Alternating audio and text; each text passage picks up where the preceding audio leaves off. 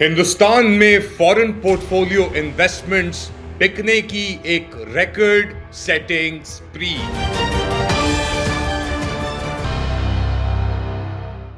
Late Ali show you के इस episode में आप सबको खुशामदेद। Do like, subscribe and share this content. अमेरिकी सदर डोनाल्ड ट्रंप के 50% ड्यूटीज लगाने के बाद फॉरेन कंपनीज, बेशतर अमेरिकन कंपनीज, इंडियन मार्केट्स में अपने फॉरेन पोर्टफोलियो इन्वेस्टमेंट्स को धाम धूम से बेच रही हैं। और अब ये हिंदुस्तान की इमर्जिंग मार्केट्स, जो पूरी दुनिया के इमर्जिंग मार्केट्स होती हैं, उसके अंदर हिंदुस्तान में सबसे ज्यादा एफपीआई यानी फॉरेन पोर्टफोलियो इन्वेस्टमेंट्स को बेचा जा रहा है। और इसका मतलब है कि जो पैसे हैं वो हिंदुस्तान से बाहर निकल रहे हैं। ये एस्केलेट हुई है सिचुएशन डोनाल्ड ट्रंप के जो ड्यूटीज लगाई है एडिशनल 50% तक, उसके ऊपर। अच्छा, इससे पहले कि मैं आपको बताऊं कि फॉरेन पोर्टफोलियो इन्वेस्टमेंट्स, क्योंकि इंडिया के अंदर अरबों डॉलर के इन्वेस्टमेंट्स आए थे, ज्यादातर अमेरिका से भी, और मसला आके पड़ गया था ये ट्रेड डील का जो मसला है। तेल का तो बहाना है कि इंडिया ने रशिया से तेल खरीदा यूक्रेन जंग के बाद डिस्काउंटेड प्राइसेस के ऊपर, लेकिन असली में जो मार्केट एक्सेस है कि इंडिया की जो एग्रीकल्चर काश की मार्केट है, जिसके अंदर दूध, अंडे, वीट, मॉन्सेंटो की सप्लाईज खैर करना चाह रहा था, मगर इंडिया ने इजाजत नहीं दी। उसकी जवाबी कार्रवाई के अंदर ये 50% ड्यूटीज को बढ़ाया गया डोनाल्ड ट्रंप की तरफ से। एंटीक स्टॉक ब्रोकिंग के मुताबिक इंडिया की एफपीआई यानी फॉरेन पोर्टफोलियो इन्वेस्टमेंट आउटफ्लोज 10.3 अरब डॉलर तक पहुंच गई थी जुलाई के आखिर में। और ये आखिरी 13 ट्रेडिंग सेशंस जो थे, इसके अंदर ग्लोबल फंड्स ऑफलोडेड तकरीबन 40,000 करोड़ हिंदुस्तानी रुपए, अकॉर्डिंग टू ये जो रिसर्च सामने रखी है एंटीक स्टॉक ब्रोकिंग ने।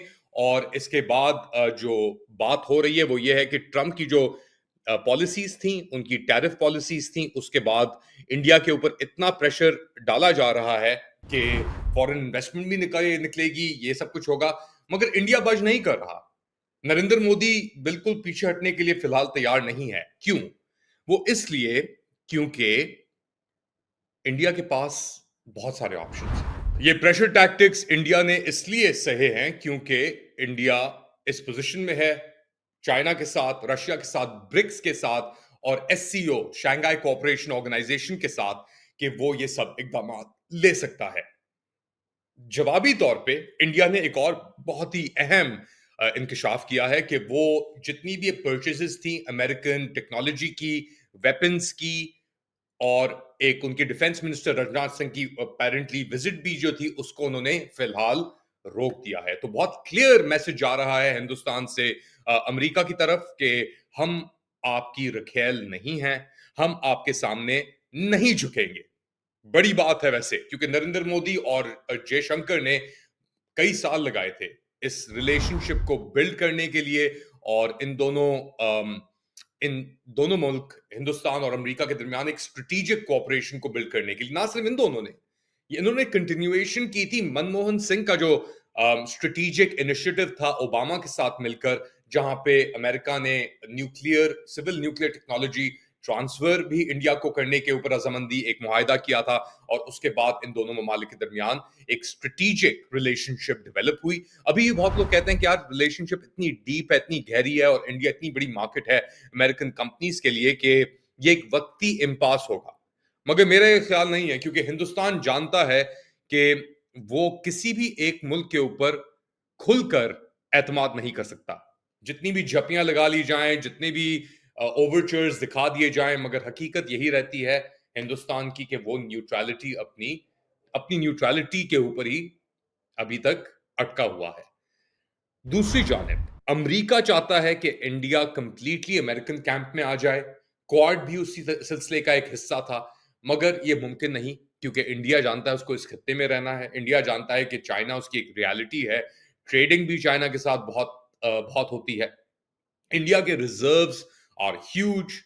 $4 ट्रिलियन, 3.5-4 ट्रिलियन की इंडिया इकोनॉमी है, वो $5 ट्रिलियन की तरफ बढ़ना चाह रहे हैं। अब इसके ऊपर कुछ लोग कहते हैं, जैसे हिंडनबर्ग रिसर्च ने अडानी के जो हुआ था पूरा सिलसिला, उसके साथ कहा था कि जी ये इन्फ्लेटेड है, इंडिया की इकोनॉमी तकरीबन 1.5 ट्रिलियन के ऊपर है। जो भी है, facts are facts, right? India ने ये पोजीशन ले ली है और इंडिया इस पोजीशन पे डटा हुआ है। अब इसको आप कंपेयर करें जो पाकिस्तान ने पोजीशन ली और वहां पे क्या हुआ उसके साथ। पाकिस्तान की पोजीशन ये थी कि जी पाकिस्तान ने अमेरिका के लिए 0% ड्यूटी अमेरिकन गुड्स के लिए कर दी, अपनी पूरी मार्केट खोल दी। अमेरिका ने जवाबी तौर पे पाकिस्तान को इतना सब कुछ करने के बावजूद भी 19% 19% ड्यूटीज लगा दी पाकिस्तानी एक्सपोर्ट जो अमेरिका इंपोर्ट हो रही हैं। और अब हम जानते हैं पाकिस्तानी जो लीडरशिप है वो भी अमेरिका में मौजूद है और बेंड ओवर बैकवर्ड्स करने के लिए आउटगोइंग कोरेला के जो सेंटकॉम चीफ हैं उनकी दावत के ऊपर आपके फील्ड मार्शल भी भागे हैं। उससे कुछ दिन कबल मोहसिन नकवी भी अपेरेंटली रिपोर्टेडली अमेरिका पहुंचे हैं। तो पाकिस्तान का जो ये कॉम्बाइन है, लीडरशिप कॉम्बाइन, वो इस वक्त अमेरिका के अंदर पाया जाता है और वो बिल्कुल ही झुक के बेंड होके मोड़ जोड़ के मौजूद है अमेरिका की हर जायज नाजायज खिदमत सरंजाम देने के लिए। अच्छा, ये तो हो रहा है हिंदुस्तान, अमेरिका और एक हद तक पाकिस्तान को लेकर।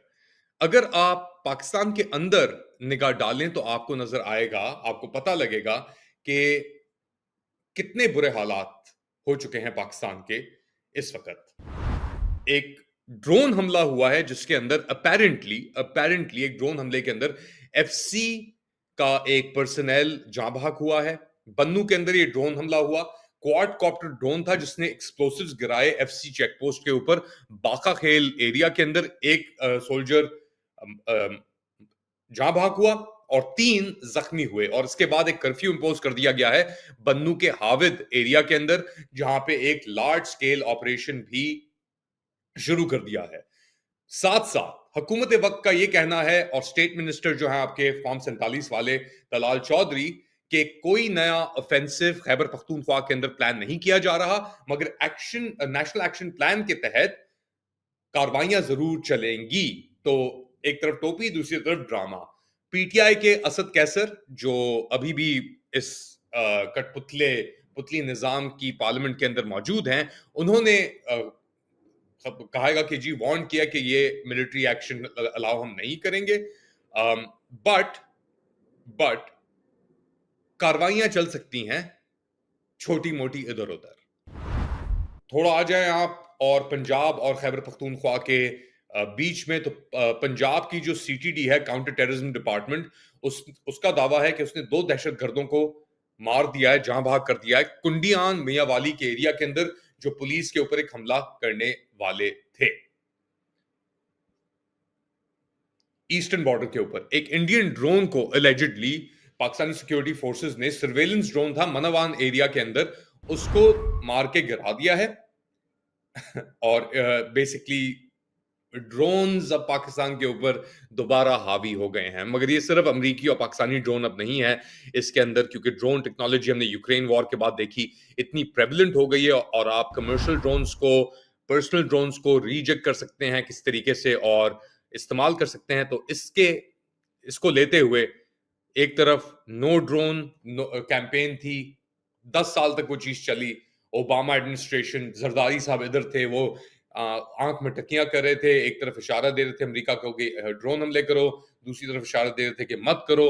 तो ये सब चीजें अभी फिलहाल जारी हैं, लेकिन कब तक? आप लोग क्या समझते हैं? बताएं मुझे कमेंट सेक्शन के अंदर। Do like, subscribe and share this content. अपना ख्याल रखिएगा, अगली बार तक।